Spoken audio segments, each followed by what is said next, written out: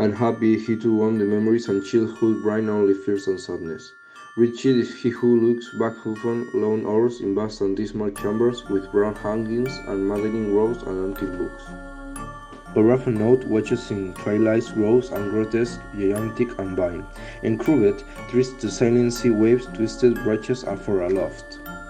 Such a lot the gods gave to me, the days, the disappointed, the barren, the broken, and yet I am strangely content, and clinging desperately to those their memories, when my mind momentarily threatened to reach beyond to the others. I know not where it was born, save that the castle was infinitely old and infinitely horrible, full of dark passages and heavy ceilings where the eye could find only cobwebs and shadows.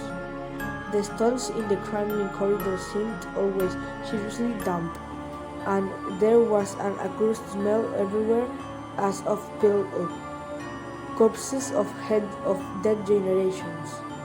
It was never light, so I used sometimes to light candles and gaze steadily at them of relief. Nor was there by any sun outdoors.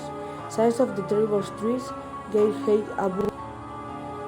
There was one black tower which reached above the trees into the unknown outer sky, but that was partly ruined and could not be ascended save by a well night.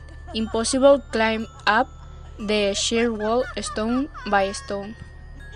I must have lived years in this place, but I cannot measure the time. Veins must have cared for my needs.